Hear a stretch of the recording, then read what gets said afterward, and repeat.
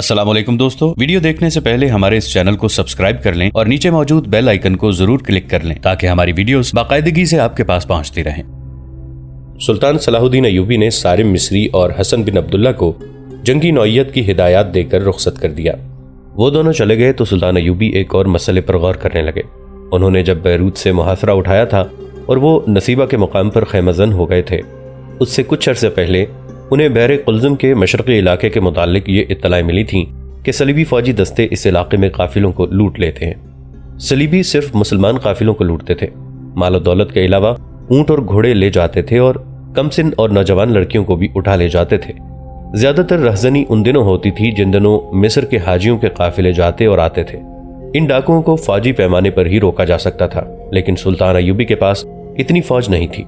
इसके अलावा उनके दिमाग पर फ़िलिस्तीन और वो मुसलमान उमरा सवार थे जो सलीबियों के साथ दरपर्दा सुलह और मदद के मुआहदे कर रहे थे, इसलिए सुल्तान अय्यूबी इधर तवज्जो नहीं दे सके थे। हम आपको बता चुके हैं कि बैरूत के मुहासरे में सुल्तान अय्यूबी ने बहरी बेड़े भी इस्तेमाल किए थे, जिनका अमीरुल बहर हसामुद्दीन लुलू था। मुहासरा इब्तदा में ही नाकाम हो गया तो सुल्तान अय्यूबी ने हसामुद्दीन को पैगाम भेजा था कि वो बेड़ा सिकंदरिया ले जाए। उसके फौरन बाद काहिरा से सुल्तान अय्यूबी को पैगाम मिला कि सलीबियों ने काफिले को लूटना बाकायदा पेशा बना लिया है और अब कोई काफिला मंजिल तक पहुंचता ही नहीं। सुल्तान अय्यूबी ने काहिरा को जवाब देने की बजाय सिकंदरिया अमीरुल बहर हसामुद्दीन को हुक्म भेजा कि वो अपने बेड़े के उस हिस्से की जाकर कमान ले ले जो बहरा कुल्ज़ुम में है। सुल्तान अय्यूबी का हुक्म यह था, बहरा कुल्ज़ुम में तुम्हारा मुकाबला दुश्मन के बहरी बेड़े से नहीं होगा, बल्कि तुम खुश्की पर घात लगाकर उन डाकुओं को पकड़ोगे जो मुसलमानों के काफिलों को लूटते हैं। मुझे बताया गया है कि ये डाकू सलीबी फौजी हैं जो बाकायदा मंसूबे और ऊपर वालों के अहकाम के तहत लूट मार कर रहे हैं। ये सहरा में नहीं रहते, समुंदर के किनारे रहते हैं। तुम फौज का एक दस्ता मुंतखब करके साथ ले जाओ और समंदर में घूमते फिरते रहो। जहां तुम्हें डाकुओं का शुबा हो वहां सिपाहियों को कश्तियों से उतार कर खुश्की पर भेजो और डाकुओं का खातिमा करो। मेरे अगले हुक्म तक तुम कुल्ज़ुम में ही रहोगे। हसामुद्दीन हुक्म मिलते ही बहरा कुल्ज़ुम में चला गया। उस दौर में बहरा रूम और कुल्ज़ुम को मिलाने के लिए नहर सिविज नहीं थी। बहरा कुल्ज़ुम में सुल्तान अय्यूबी ने चंद एक जंगी जहाज और कश्तियां रखी हुई थीं। अगर आप मशरिक़ वुस्ता का नक्शा देखें तो आपको बहरा कुल्ज़ुम और उसके ऊपर खलीज सिविज नजर आएगी। इस समंदर के मगरबी किनारे पर मिस्र और मशरक़ी किनारे पर सऊदी अरब है। शिमाल में सहराए सीनाई और खलीज उक़बा है। बाज़ काफिले जो मिस्र से हज के लिए आते थे वो ऊँटों और घोड़ों समेत कश्तियों के जरिए खलीज सिविज अबूर करते थे। अक्सर काफिले खुश्की पर ही रह जाते थे और बहरा कुल्ज़ुम के साथ साथ सफ़र करते थे, क्योंकि समुंदर के करीब गर्मी में कमी रहती थी। हसामुद्दीन ने वहां जाते ही साहिल के साथ साथ खुश्की पर छापे मारने शुरू कर दिए और चंद एक डाकुओं को पकड़कर वहीं कत्ल कर दिया, लेकिन उनमें से सलीबी अफवाज का कोई एक भी सिपाही ना मिला। हसामुद्दीन को एक रोज़ इत्तला मिली कि मिस्र से एक बहुत बड़ा काफिला हिजाज के लिए रवाना हो गया है। उस वक्त काफिले को सहराए अरब में होना चाहिए था। हसामुद्दीन ने 3-4 सिपाहियों को खाना बदोशों के लिबास में गश्त के लिए भेजा, मगर उन्हें कहीं काफिला नजर न आया। ये एक बदकिस्मत काफिला था जो साहिल से दूर दूर जा रहा था। एक रात काफिले ने एक जगह कयाम किया। इसमें ताजिर भी थे और हुज्जाज भी। कई एक पूरे कुंभों को साथ लेके जा रहे थे। उनमें बच्चे भी थे, बूढ़े भी और चंद एक कमसिन और नौजवान लड़कियां भी थीं। ऊंटों और घोड़ों की तादाद खासी थी और अफराद कमोबेश 600 थे। ये सब खा पी कर सो गए। काफिला शहर की तारीकी में जागा। किसी ने अजान दी, सब ने तयम्मुम करके बाजमात नमाज पढ़ी और जब रवानगी की तैयारी होने लगी तो कहीं से बुलंद ललकार सुनाई दी, सामान मत बांधो, सब एक तरफ खड़े हो जाओ। किसी ने मुकाबला करने की कोशिश की तो वह जिंदा नहीं रहेगा। काफिले में से कई एक घबराई हुई आवाजें सुनाई दी, डाकू डाकू। सुबह की रोशनी साफ हो गई। काफिले वालों ने देखा उनके इर्द गिर्द सहराई लिबास में मलबूस सैकड़ों आदमी खड़े थे। उनमें बाज घोड़ों पर सवार थे। उनके हाथों में बर्छियां और बाज के पास तलवारें थीं। उनके सर और चेहरे साफों में लिपटे हुए थे। काफिले की तादाद ज्यादा थी, इसलिए ये आरजी क़यामगाह वसी थी। डाकुओं ने घेरा तंग करना शुरू कर दिया। काफिले वाले मुसलमान थे। खामोशी से हथियार डाल देना उनका उसूल नहीं था। उन्हें मालूम था कि काफिलों पर हमले हुआ करते हैं, इसलिए वो मुसल्ला थे और लड़ने के लिए तैयार। औरतों और बच्चों को दरमियान में से एक जगह कर लो, किसी ने आहिस्ता से कहा, और ये हिदायत कानों कान बिखरे हुए काफिले तक पहुंच गई। औरतें और बच्चे क़यामगाह के वस्त को जाने लगे। डाकू आगे बढ़ने लगे। काफिले में से तलवारें निकल आईं, कुछ बर्छियां भी थीं। डाकुओं ने हल्ला बोल दिया। इसके बाद घोड़ों के दौड़ने का, ललकार का और तलवारें टकराने का शोर था جس میں عورتوں اور بچوں کی چیخیں سنائی دیتی اور شور میں ڈوب جاتی تھیں۔ ڈاکوؤں میں سے زیادہ تر گھوڑوں پر سوار تھے، اس لیے پلہ انہی کا بھاری تھا اور وہ تربیت یافتہ اور تجربہ کار فوجی تھے۔ قافلے والے بھی جم کر مقابلہ کر رہے تھے اور نعرے بھی لگا رہے تھے۔ ایک آواز بار بار سنائی دیتی تھی، لڑکیوں کو درمیان میں رکھنا، لڑکیوں کو الگ نہ ہونے دینا۔ ایک لڑکی کی بلند آواز سنائی دی، ہمارا غم نہ کرو، ہم تمہارے ساتھ ہیں۔ قافلے والوں کو اگر گھوڑوں پر سوار ہونے کا موقع مل جاتا تو وہ زیادہ بہتر طریقے سے لڑ سکتے، مگر ان کے گھوڑے ابھی زینوں کے بغیر بندھے ہوئے تھے۔ وہ صلیبیوں کے گھوڑوں تلے روندے جا رہے تھے، ان میں سے بعض گر بھی رہے تھے۔ زیادہ تر نقصان قافلے والوں کا ہو رہا تھا۔ اس کی وجہ یہ بھی تھی کہ وہ عورتوں اور بچوں کو اپنے حصار میں لیے ہوئے تھے، وہ گھوم پھر کر نہیں لڑ سکتے تھے۔ مارکا پھیلتا بھی جا رہا تھا۔ قافلے میں 7-8 جوان لڑکیاں بھی تھیں، ان میں سکندریہ کی رہنے والی ایک رقاصہ بھی تھی جس کا نام رادی تھا۔ وہ اپنے پیشے سے اسی عمر میں متنفر ہو گئی اور حج کے لیے جا رہی تھی۔ اس کے ساتھ وہ آدمی تھا جس سے اسے محبت ہو گئی تھی، وہ اسی کے سہارے اپنے آقاؤں سے بھاگ آئی تھی۔ انہوں نے ابھی شادی نہیں کی تھی، دونوں نے فیصلہ کیا تھا کہ وہ مکہ معظمہ جا کر شادی اور پھر حج کریں گے۔ رادی رقاصہ تھی، اس لیے اس کا جسم پھرتیلا تھا۔ کچھ دیر تک وہ اس آدمی کے ساتھ رہی جس کے ساتھ وہ حج کو جا رہی تھی۔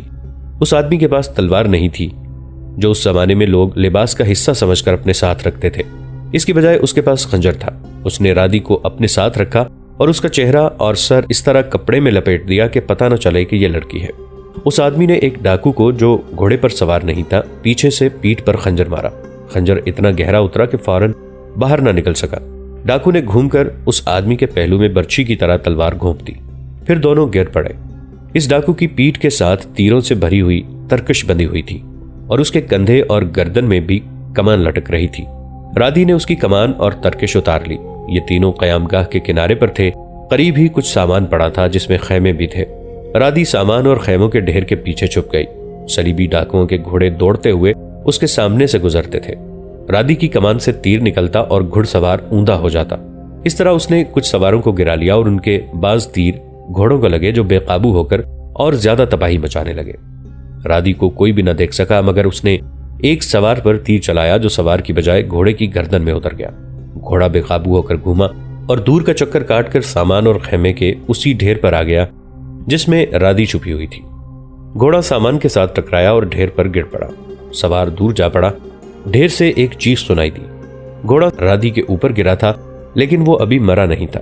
اس کی گردن میں تیر اترا ہوا تھا۔ وہ فوراً اٹھا اور اندھا دھند بھاگ گیا۔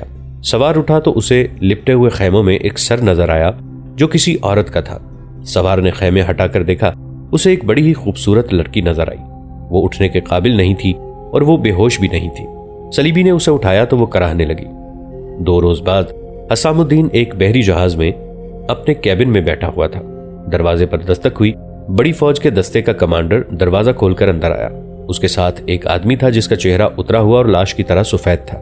صلیبی ڈاکوؤں نے بہت بڑے قافلے کو لوٹ لیا ہے، دستے کے کمانڈر نے حسام الدین سے کہا۔ یہ آدمی ان کی قید سے بھاگ کر آیا ہے، باقی اس سے سن لیں۔ اس آدمی نے تفصیل سے بتایا کہ قافلے پر کس طرح حملہ ہوا تھا۔ ہم نے بہت مقابلہ کیا لیکن ہمارے گھوڑے زینوں کے بغیر ابھی بندھے ہوئے تھے، ورنہ ہم گھڑ سواروں کو کامیاب نہ ہونے دیتے۔ قافلے کے تھوڑے سے آدمی زندہ ہیں جو ڈاکوؤں کے قبضے میں ہیں۔ میرا خیال ہے کہ اب تک انہیں قتل کیا جا چکا ہوگا۔ میں بھی انہی قیدیوں میں سے تھا۔ ہم تو مرد تھے۔ شرمناک صورت یہ پیدا ہو گئی کہ 5 جوان لڑکیاں اور 10-12 کمسن لڑکیاں ان کے قبضے میں ہیں۔ قافلے میں بڑا قیمتی سامان تھا، نقدی ہر ایک کے پاس تھی۔ 90 گھوڑے اور تقریباً 150 اونٹ ہیں۔ وہ اب کہاں ہے؟ وہاں ڈراؤنے سے سیدھے کھڑے ٹیلے ہیں، اس نے جواب دیا۔ ٹیلوں میں ڈاکوؤں نے کمروں جیسے غار بنا رکھے ہیں، ان کے پاس پانی کا ذخیرہ ہے۔ معلوم ہوتا ہے یہ ان کا مستقل اڈا ہے۔ ویرانے میں ہوتے ہوئے یہ جگہ ویران نہیں لگتی۔ اس نے جو جگہ بتائی وہ سمندر سے 20 میل دور تھی۔ اس نے کہا، کچھ ڈاکو بھی ہماری تلواروں اور برچھیوں سے مرے ہیں لیکن زیادہ نقصان ہمارا ہوا ہے۔ ہم جو زندہ رہ گئے انہیں وہ اپنے ساتھ لے آئے۔ شام تک وہ ہمارے تمام اونٹ، گھوڑے اور سامان وغیرہ اٹھا کر ٹیلوں والے اڈے پر لے آئے۔ رات کو انہوں نے شراب پی اور ہمارا سامان کھول کر دیکھنے لگے۔ ان کا ایک سردار بھی ہے، لڑکیاں اس کے حوالے کر دی گئی تھیں۔ میں نے پھر لڑکیوں کو نہیں دیکھا۔ وہ ہم سے سامان اٹھوا کر ایک وسیع غار میں رکھوا رہے تھے۔ بہت سی مشعلیں جل رہی تھیں۔ میرے زیادہ تر ساتھی زخمی تھے۔ میں نے انہیں بتایا کہ میں بھاگنے کی کوشش کرتا ہوں۔ ان میں سے کسی نے بتایا کہ اگر خیریت سے نکل جاؤ تو سمندر تک پہنچنے کی کوشش کرنا۔ وہاں اپنی فوج کی گشتی کشتی مل جائے گی، اس میں اپنے عسکری ہوں گے، انہیں بتانا کہ ہم پر کیا مصیبت آئی ہے۔ مجھے یاد آ گیا کہ ہم مصر کی سرحد سے نکل رہے تھے تو وہاں اپنے عسکری تھے، انہوں نے ہمیں بتایا تھا کہ راستے میں مشکل پیش آ جائے تو ساحل پر چلے جانا، وہاں سے تمہیں فوج کی مدد مل جائے گی۔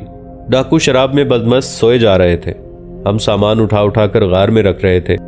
مجھے اندھیرے میں بھاگنے کا موقع مل گیا، ان ٹیلوں میں سے نکلنے کا راستہ نہیں ملتا تھا۔ 2 بار میں گھوم پھر کر وہیں پہنچ گیا جہاں سے بھاگا تھا۔ میں نے اللہ کو یاد کیا اور قرآن کی جو آیات یاد تھیں وہ پڑھنے لگا، اور آدھی رات کے بعد ٹیلوں کی گھاٹیوں سے نکل آیا۔ سمندر کی سمت کا خیال نہ رہا، میں اندھا دھند چلتا گیا اور صبح ہونے تک اتنی دور آ گیا جہاں ڈاکو نہیں دیکھ سکتے تھے۔ سارا دن اللہ کو یاد کرتا رہا۔ بار بار پانی کا ایک چھوٹا سا مشکیزہ تھا، تھوڑی سی کھجوریں بھی تھیں، انہوں نے مجھے زندہ رکھا۔ تھکن سے چلا نہ گیا تو دوپہر کے وقت ایک ریتلے ٹیلے کے دامن میں گر پڑا۔ ٹیلے کے سائے میں نیند آ گئی۔ سورج غروب ہوا تو آنکھ کھلی، ستارے روشن ہوئے تو سمت کا اندازہ ہوا۔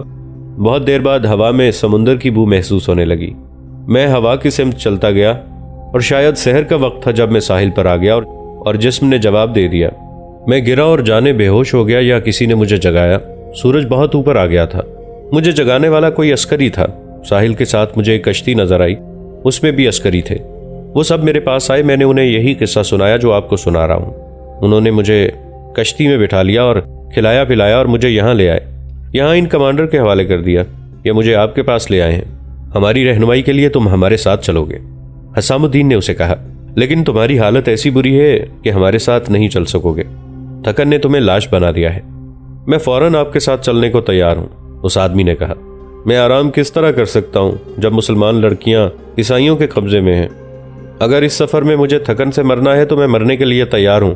مجھے قرآن کی آیات نے اس سے نکالا ہے، مجھ پر قرآن کا فرض عائد ہوتا ہے کہ ان معصوم بچیوں کو ظالموں کے چنگل سے چھڑاؤں۔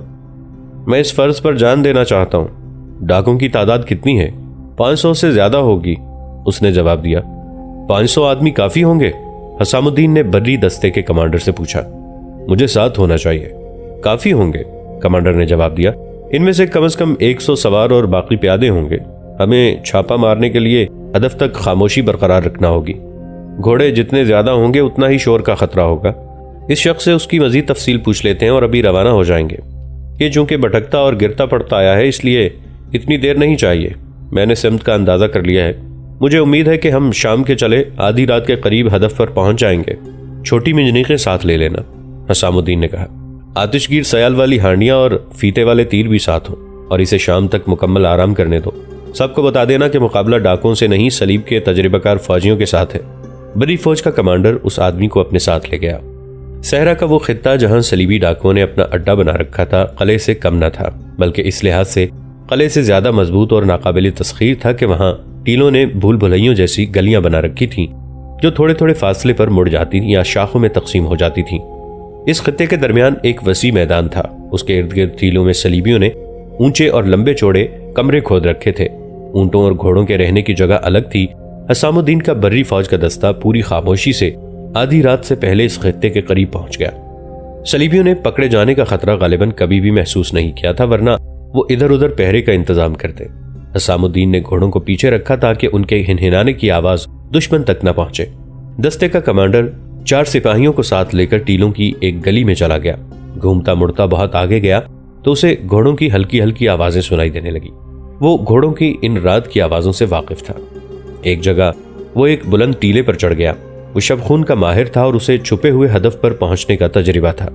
وہ ٹیلے کے اوپر گیا، اوپر چوڑائی تھی، وہاں سے اسے اترنا پڑا، پھر ایک اور بلندی پر چڑھا۔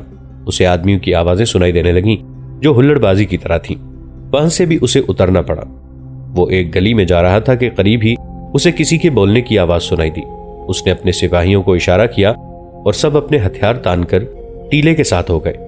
آگے موڑ تھا، 2 آدمی باتیں کرتے موڑ مڑے۔ وہ شراب پیے ہوئے تھے جو ان کے لہجے سے ظاہر ہوتا تھا۔ سپاہیوں سے وہ 4 قدم آگے گئے تو پیچھے سے سپاہیوں نے تلواریں ان کے پہلوؤں سے لگا دی۔ کمانڈر نے ان کی زبان میں جو فلسطینی، عربی اور عبرانی کی آمیزش تھی کہا کہ آواز نکالی تو مارے جاؤ گے۔ انہیں وہاں سے دور لے گئے۔ انہوں نے جان کے خوف سے بتا دیا کہ ان کے ساتھی کہاں ہیں اور ان تک کون سا راستہ جاتا ہے۔ مسلمان کمانڈر ان میں سے ایک کو اپنے ساتھ بلندی پر لے گیا جہاں سے وہ میدان نظر آتا تھا جہاں اس کے ساتھی جشن منا رہے تھے۔ کمانڈر نے اوپر سے دیکھا اور وہ حیران رہ گیا۔ اس بے رحم صحرا میں جو جہنم سے کم نہ تھا، ان صلیبیوں نے جنت کا منظر بنا رکھا تھا۔ جہاں مسافر پیاسے مر جاتے تھے وہاں یہ لوگ شراب پی رہے تھے۔ ان میں سے کچھ ادھر ادھر بے سود پڑے تھے، بعض ٹولیوں میں بیٹھے گا رہے تھے یا ہلڑ بازی میں مصروف تھے۔ ایک جگہ ایک لڑکی ناچ رہی تھی، مشعلیں اس طرح جل رہی تھیں کہ ان کے ڈنڈے مودی ٹیلے میں گاڑے ہوئے تھے۔ بہت سے اندر ہیں، صلیبی قیدی نے کمانڈر کو بتایا، وہ شراب میں بے ہوش پڑے ہوں گے۔ ایسا جشن صرف اس وقت منایا جاتا ہے جب کوئی بہت بڑا قافلہ لوٹا جاتا ہے۔ 3-4 راتیں جشن منایا جاتا ہے۔ تعداد کتنی ہے؟ 600 کے قریب ہوگی، اس نے جواب دیا۔ کمانڈر ایک نائٹ ہے، وہ اس وقت لڑکیوں کے درمیان بدمست پڑا ہوگا۔ کمانڈر نے بلندی سے میدان کا جائزہ لیا۔ اسے مشعلوں کی روشنی میں جو کچھ نظر آ رہا تھا وہ اس نے دیکھ لیا، جو نظر نہیں آتا تھا وہ اسے صلیبی قیدی نے بتا دیا، اور وہ ایسے راستے معلوم کر رہا تھا جن کی ناکہ بندی کی جا سکے۔ اس نے اپنے قیدی کو ساتھ لیا اور وہاں سے اتر آیا۔ دوسرے قیدی اور اپنے سپاہیوں کو بھی ساتھ لے کر وہ حسام الدین کے پاس گیا اور اسے بتایا کہ کس قسم کی کارروائی کرنی ہے۔ میدان میں مشعلوں کی روشنی میں ہلڑ بازی کرنے والے صلیبیوں کی تعداد کم ہو گئی تھی۔ اب ان میں سے چند ایک ہی جاگ رہے تھے۔ حسام الدین نے کہا کہ زیادہ سے زیادہ ڈاکوؤں کو زندہ باہر لانا۔ کمانڈر نے اس پر اعتراض کیا اور کہا، میں ان سے انتقام لینا چاہتا ہوں۔ میں ان کی لاشیں یہیں گلنے سڑنے کے لیے اور صحرائی لومڑیوں کے لیے پڑی رہنے دوں گا۔ آپ انہیں زندہ قیدی بنا کر ان کے حکمرانوں کے ساتھ کوئی سودا کرنا چاہتے ہیں؟ نہیں، حسام الدین نے کہا، مجھے بھی انتقام لینا ہے۔ مجھے ان مسلمان قیدیوں کے خون کا انتقام لینا ہے جنہیں صلیب کے ایک جنگجو بادشاہ نے اکرا میں لے جا کر قتل کیا تھا۔ جنگی قیدیوں کو قتل نہیں کیا جاتا، مگر ارنات نے ہمارے تمام قیدیوں کو پہلے بھوکا رکھا، ان سے مشقت کرائی، پھر انہیں قطار میں کھڑا کر کے قتل کیا تھا۔ اس واقعے کو 7 سال گزر گئے ہیں، میں اسے ساری عمر نہیں بھول سکتا۔ آج انتقام کا موقع ملا ہے۔ میں نہیں سننا چاہتا کہ یہ صلیبی ڈاکو ہمارے ساتھ لڑتے ہوئے مارے گئے۔ انہیں زندہ لاؤ، لیکن میں انہیں زندہ نہیں رہنے دوں گا۔ میں انہیں اسی طرح قتل کروں گا جس طرح صلیبیوں نے ہمارے قیدی قتل کیے تھے۔ حسام الدین کے سپاہی 3 راستوں سے میدان میں داخل ہوئے۔ انہوں نے جلتی ہوئی مشعلوں سے اپنی مشعلیں جلا لیں۔ جو صلیبی جاگ رہے تھے انہوں نے نشے کی حالت میں گالیاں دیں۔ وہ لڑنے کی حالت میں نہیں تھے۔ حملہ آور سپاہیوں نے انہیں زندہ پکڑنے کی بجائے تلواروں سے ختم کر دیا۔ جو سوئے ہوئے تھے وہ شور و غل سے جاگ اٹھے۔ بیشتر اس کے کہ وہ سمجھ پاتے کہ یہ کیا ہو رہا ہے، وہ برچیوں کی انیوں پر دھر لیے گئے۔ انہیں ہتھیار اٹھانے کی مہلت نہ ملی۔ غارنما کمروں میں سے چند ایک برچیاں اور تلواریں لے کر نکلے، مگر کچھ مارے گئے، باقی ہتھیار پھینک کر الگ کھڑے ہو گئے۔ ان کا نائٹ اس حالت میں مدہوش پڑا تھا کہ اس کے جسم پر کوئی کپڑا نہ تھا۔ وہ گالیاں بکنے لگا۔ مسلمان سپاہیوں کو وہ اپنے سپاہی سمجھ رہا تھا۔ اس کے کمرے سے 3 مسلمان لڑکیاں برآمد ہوئیں۔ دوسرے کمروں سے بھی چند ایک لڑکیاں نکلی۔ یہ سب مسلمان تھیں۔ ان کی حالت بہت بری تھی۔ وہ مسلمان سپاہیوں کو شاید ڈاکوؤں کا کوئی دوسرا گروہ سمجھ رہی تھیں، اسی لیے وہ دہشت سے دبکی ہوئی تھیں۔ جب انہیں پتا چلا کہ یہ مسلمان سپاہی ہیں تو لڑکیاں پاگلوں کی سی حرکتیں کرنے لگیں۔ وہ روتی تھیں اور کبھی صلیبیوں کو دانت پیس پیس کر گالیاں دیتی اور کبھی مسلمان سپاہیوں کو کوسنے لگتی۔ انہوں نے انہیں بے غیرت اور بزدل کہا، اور ان میں سے بعض بار بار کہتی تھیں، اگر تم مسلمان ہو تو ان کافروں کو قتل کیوں نہیں کرتے؟ کیا ہم تمہاری بہنیں اور بیٹیاں نہیں؟ کیا ہماری عصمتیں تمہاری بیٹیوں کی عصمتوں جیسی نہیں؟ اس وقت حسام الدین اور بری دستے کا کمانڈر کمروں کی تلاشی لے رہے تھے۔ اب کوئی لڑائی نہیں ہو رہی تھی۔ صلیبیوں کو ایک جگہ بٹھا دیا گیا تھا۔ ان کے گرد مسلح سپاہی کھڑے تھے، جن میں سے بہت سے سپاہیوں نے کمانوں میں تیر ڈال رکھے تھے۔ صبح جب صلیبیوں کا نشہ اترا تو وہ سمندر کے کنارے بیٹھے تھے۔ لڑکیوں کو حسام الدین نے اپنے بحری جہاز میں رکھا۔ قیدیوں کی تعداد کم و بیش 500 تھی، باقی مارے گئے تھے۔ انہوں نے ٹیلوں کے اندر جو سامان اور رقم جمع کر رکھی تھی وہ قیدیوں سے اٹھوا کر ساحل پر لے آئے۔ ان قیدیوں کے کمانڈر سے جو معلومات حاصل ہوئیں ان سے یہ انکشاف ہوا کہ یہ ایک مشہور صلیبی بادشاہ رینال ڈی شائٹن کی فوج کا دستہ تھا۔ مسلمان قافلوں کو لوٹنے کے لیے اتنی نفری کا ایک دستہ یہاں موجود رہتا تھا۔ کچھ عرصے بعد دوسرا دستہ بھیج دیا جاتا تھا۔ سامان جو لوٹا جاتا تھا اس میں سے کچھ حصہ سپاہیوں کو ملتا اور باقی سب اپنے بادشاہ کو بھیج دیا جاتا۔ اونٹ اور گھوڑے بھی سرکاری ملکیت میں چلے جاتے۔ لڑکیوں کے متعلق یہ احکام تھے کہ کم سن بچیاں جو غیر معمولی طور پر خوبصورت ہوتی تھیں وہ صلیبیوں کے ہیڈ کوارٹروں میں بھیج دی جاتی تھیں، جہاں انہیں ٹریننگ دے کر جوانی کی عمر میں جاسوسی اور تخریب کاری کے لیے مسلمانوں کے علاقوں میں بھیجا جاتا تھا۔ جوان لڑکیوں میں کوئی بہت ہی خوبصورت ہو تو اسے بھی ہیڈ کوارٹروں کے حوالے کر دیا جاتا تھا۔ دوستو آج کے لیے اتنا ہی۔ اسی کہانی کی اگلی قسط کے ساتھ بہت جلد حاضر ہوں گے۔ نیچے کامنٹ سیکشن میں اپنی رائے کا اظہار ضرور کیجیے گا۔ ہمارے اس چینل کو سبسکرائب کر کے نیچے موجود بیل آئیکن کو بھی ضرور کلک کیجیے گا اگلی ملاقات تک کے لیے ہمارا اور آپ کا اللہ نگہبان۔